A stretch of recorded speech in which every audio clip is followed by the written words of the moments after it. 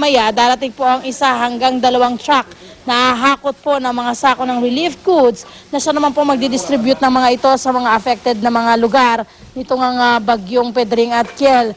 Ngayong araw nakaschedule pong dalhin yung mga relief goods na yan sa San Simon at Apalit, Pampanga.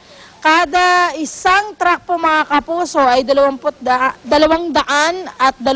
sako ng relief goods ang inilalagay. Ang mabibiyaan po niyan ay 2,200 families. At syempre sa 1 sako po mga kapuso, 10 supot naman po ng relief goods ang laman ng mga yan. Ayan. At yung pong laman natin na 1 plastic po ng mga pagkain ay 4 na delata, 5 noodles at may kasama na rin po yung bigas na good for 2 days. At dito naman po sa aking kaliwa, syempre ay isinusupo din ng ating mga ginang ng tahanan mula sa DSWD Quezon City ang mga damit na pwede po sa mga nanay, tatay at mga anak po kung sakasakali. Ayan. At syempre paalala muli dun sa mga magbibigay ng kanilang mga tulong at donasyon ay wag na po tayong magbigay ng anumang pang-party wear na mga damit o mga gown o di kaya ay mga sobrang formal. Kailangan lang po nila ng mga casual. At syempre po doon sa mga magbibigay naman po ng mga delata o mga pagkain, kailangan pong tingnan natin yung mga expiration dates para po ay hindi na makapaminsala pa doon sa mga ating bibigyan ng mga relief goods. Siyempre nangingailangan pa rin, Connie, ng delata, noodles, bigas, blankets, bagong mats, mga tsinelas at mga ready-to-eat na pagkain ang ating mga kababayan tulad po ng biscuit at bread. Yung pong mga nasalanta nitong bagyong Pedring at bagyong Kiel. Yan muna ang aking update mula dito sa warehouse po ng Kapuso Foundation sa Tandang Sora. Balik sa iyo, Connie. Maraming salamat, Love Anuver. Nag-uulat live mula sa Quezon City.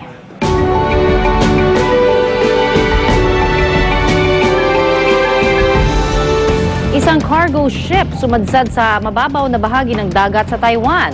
Ayon sa kanilang Coast Guard, nangyari ang aksidente noong kasagsagaan ng pananalasa ng bagyong Kiel o may international name na Nalgae sa Taiwan. Sa tindi ng hampas na mga alon at pagkakasadsad ng barko, nahati ito sa 2. 4 ang naitalang patay habang 6 naman ang nawawala. 11 pang sakay ng barko ang nailigtas. Sa ngayon, abala na ang mga otoridad sa paglilinis ng tumagas na langis mula sa naturang barko. Umabot na kasi ito ng halos 5 kilometro sa kahabaan ng Taiwan coast. Ang latest showbiz balita ay hatid na po ni Luwanti. Luwan.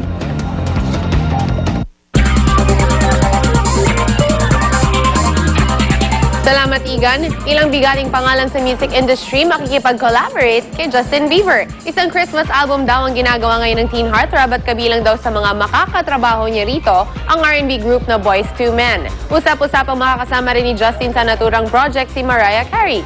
Isang dancer ng teen singer ang nag-tweet na maglalabas umano ng kanta si Justin featuring Mariah.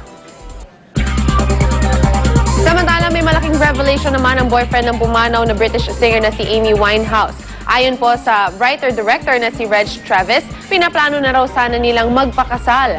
Kwento ni Reg, bagamat hindi pa raw nila tiyak noon ang petsa ng kasal, ay seryoso nilang pinag-uusapan ng pag-iisang dibdib. Kaya naman daw hirap si Reg na tanggapin na wala na si Amy at bigla ring naglaho ang future na pinaplano nilang magkasama.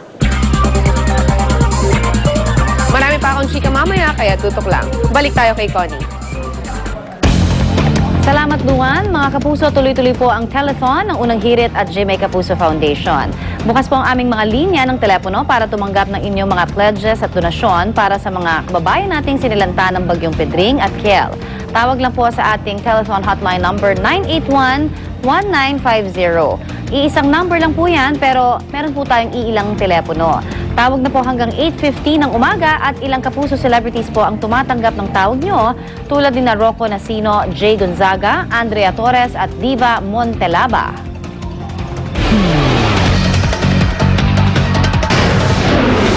At ang hirit namin mamaya, exclusive, tinuturong leader at 2 hininalang miyembro ng Camera Hold Up Gang arestado sa entrapment operation sa Antipolo City. Chemical plant sa Texas sa Amerika, nilamon ng apoy. Abangan yan at ipapasa unang balita mamaya.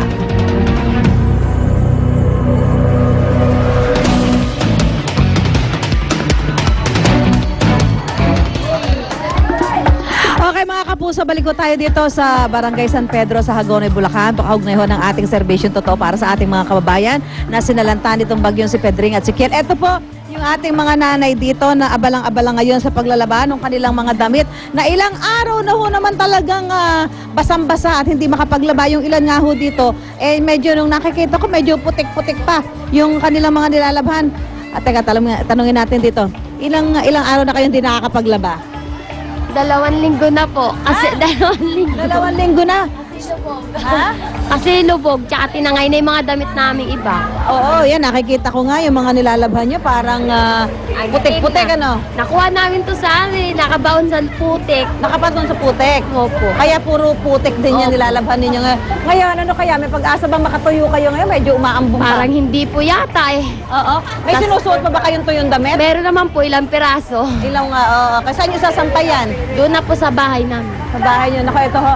2 linggo na ho palang hindi nakakapaglaba yung ating mga kababayan dito, yung ating mga kapuso. Ito, so bukod ho doon sa mano-manong paglalaba na ginagawa ng ating mga nanay dito, ayan, meron din ho tayong mga dinalang mga washing machine para mas mapabilis. Yung ilang mga washing machine ho dyan ay may dryer. Ito si Kuya. Kuya, kamusta paglalaba mo? Ha? Oh, may natuyo ka na ba? Okay, binabanlawan na. Ayan, ako. So, dito ho, talagang yung nanay, tatay, tulong-tulong na, pati mga kalalakihan dito, naglalaban na dahil wala na rin sila maisuot ng mga tuyong pantalon. Siyempre, bukod dito sa ating ginagawang serbisyon totoo na pagbibigay ng libreng pagpapalaba, meron din tayong pagpapaligo, yung ilan natin mga kababayan dito, ilang araw na hindi nakakapaligo, andiyan dyan, meron ho tayong mga inilagay na para shower room.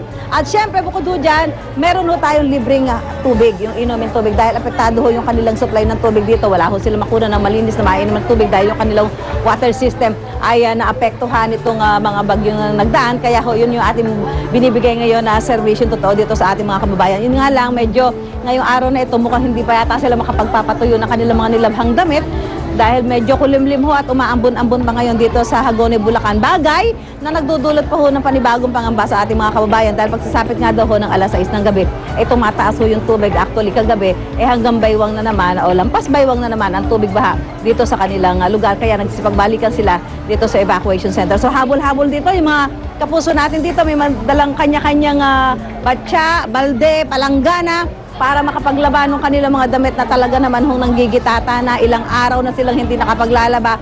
At itong pagkakataon nito ay sinasamantala nila para kahit pa paano makapagpatuyo na sila ng kanilang mga susuot na damit at mga nabasa mga kumot at mga iba pang mga tuwalya na kailangan nila sa kanilang pang araw-araw na buhay.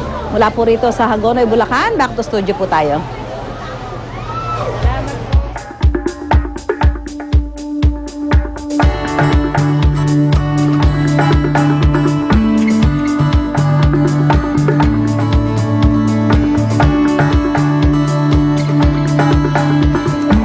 Yata sila sa paglalaban nila doon. Yes. Habang may araw, enjoy, di ba? That's Laban right. tayo. Bukod sa ilang bayan sa Bulacan, binaharin po ang ilang parte ng lalawigan ng Pampanga. Kaya para sa sitwasyon ng mga kababayan natin sa San Simon, Pampanga, nakatutok doon si Monica Viralio. Mon, kumusta naman dyan?